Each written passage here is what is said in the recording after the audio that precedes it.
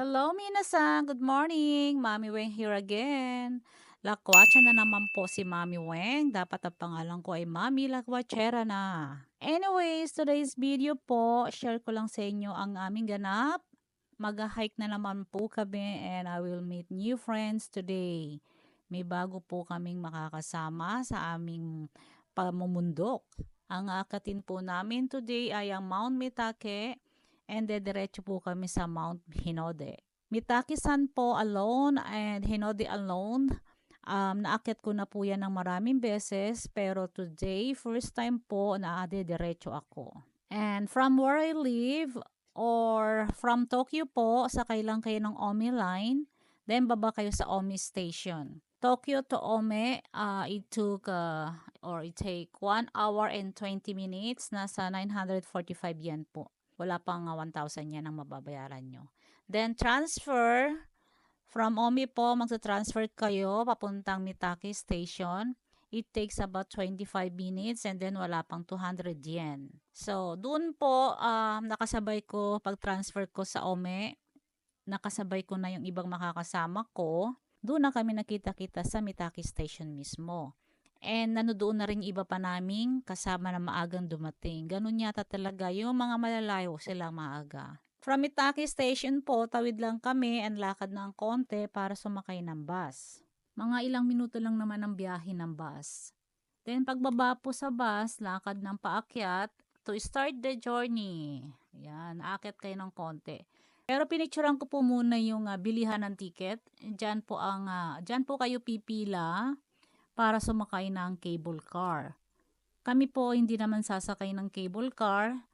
Dito na kami mag-i-start sa ilalim mismo. Ayan ang ebidensya. Picture muna, syempre, dyan sa pinaka-starting point ng trail. Then ayun na po, naglakad na kami. Dito mapapansin nyo, sementado ang daan. Yes po, not so good, pero it's okay. Kahit beginner ka po, pwede, kayang-kaya nyong i-hike itong Mount Mitake. Pwede naman po kayong mag-cable car at doon na kayo mag-start sa taas. Okay lang din po yan.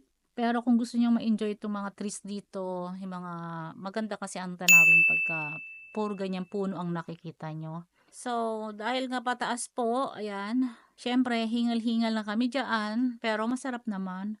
Which is, I like it yung mga hingal na yan kasi yan nga ang reason kung bakit ako nag-hike. It's a cardio exercise and exercise na rin po sa glute. Then pagdating po namin sa taas, it's a village. Meron pong mga bahay doon, merong mga nakatira. May mga hotel po or stay-in room kung gusto niyo mag-stay for one night or so. Meron din po mga tindahan dyan where you can buy souvenirs and snacks. Then passing through po, makikita nyo na yung mga entrance ng Mitake Shrine. So alam nyo naman dito sa Japan, pagka merong shrine, meron pong ganyan na unang-una nyo madadaanan yan sa bukana ng shrine.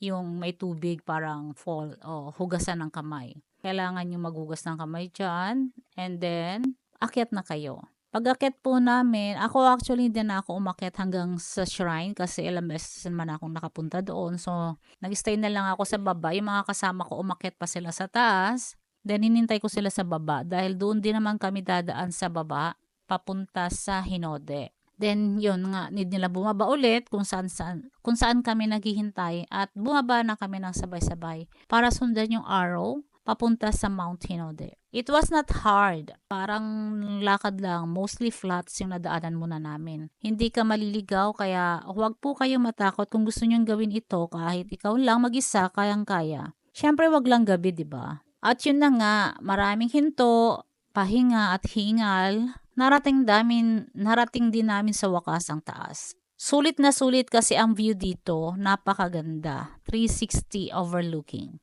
Sakto kamo ang pagdating namin dahil actually nag-start kami ng umuulan and then foggy, maulap, ganyan, na parang hindi clear kasi nga umuulan. Pero at least pagdating namin sa summit ng Hinode, it's perfect, napakaganda, umaraw na siya. Kaya naman, ang sarap-sarap pagmasdan ng ulap ng kalangitan.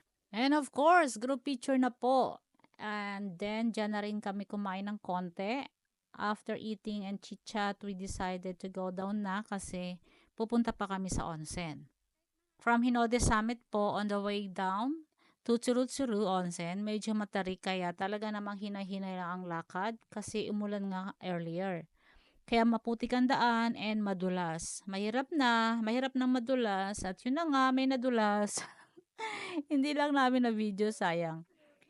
Imagine po kung beginner ka at dito ka magi-start, medyo mahirap kasi nga pataas lahat. Meron kang konting flat, pababa po less than an hour. Pababa po less than an hour na lang and yun na nga narating na rin namin ang main road. Then turn left to Chirutiro Onsen. Wala pang 1,000 yen ang entrance sa Chirutiro and you can stay for 3 hours.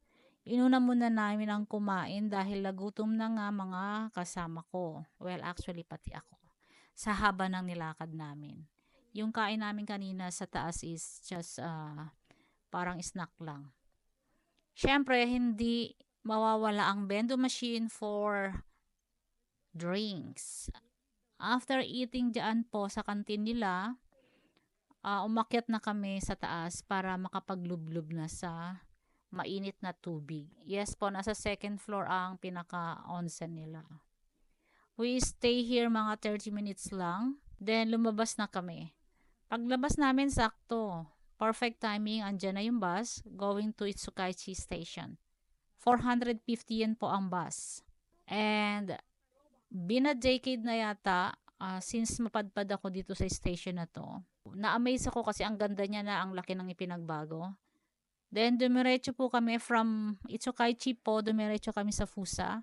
Naki-birthday party po kami saglit sa Taps Bar and Grill. Birthday po ni Kuya PJ. Yun, nag-YouTube din si Kuya PJ Kalikotero. All in all po, it was a beautiful day and it's so fun na makamit ka ng bagong friend, new friendship, that's all. And hope you enjoy the video while I'm talking here. And see you again on my next hike or next adventure. Thank you so much, guys.